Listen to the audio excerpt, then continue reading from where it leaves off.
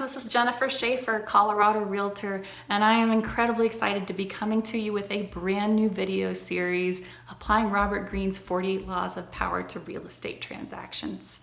The inspiration for this series came from YouTuber HelloYassine, so shout out to HY. And I wanted to take those same laws and apply them to what I know.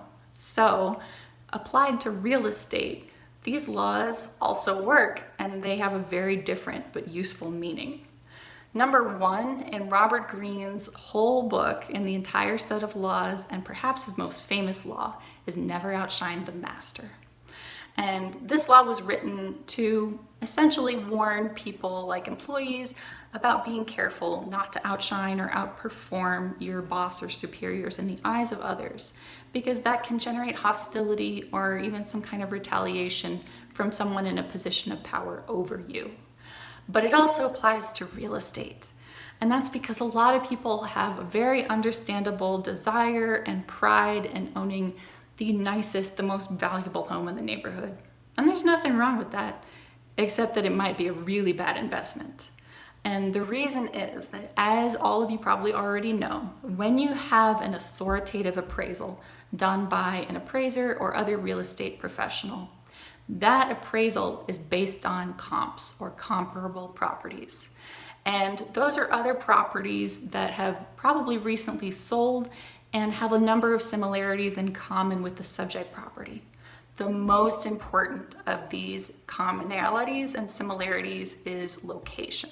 So ideally, you want to draw comps from the same neighborhood or really close by. And so when you have a neighborhood with a lot of homes that are selling at really high prices, it can actually push up the appraisal value of your home over time. So in that situation, when you have someone who goes to sell that really nice home, if you have other comparable properties that support a higher value for the home in the eyes of an appraiser, you get higher buyer offers. And on top of that, it's important from the buyer's side, because even if a buyer is willing to pay much more than the appraised value of a home because they just think it's worth it, a lender probably won't be willing to give them the loan for that same amount. So it is important for both buyers and sellers to make sure that you can support the desired appraisal value of the home before the transaction. Otherwise, you would need to have some really solid proof and evidence of why your home actually justifies the value that you think it should have when it's 30+% higher than the surrounding comparable properties.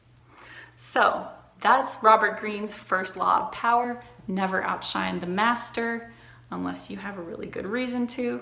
And again, I'm Jennifer Schaefer. If you like this video series, please let me know. Like, subscribe to my YouTube channel, and also if you have other video ideas that you think would be interesting or useful from a real estate perspective, please let me know in the comments below.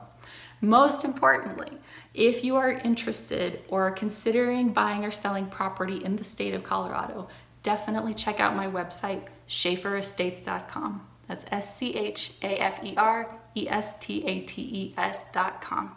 Take care and see you for the next video.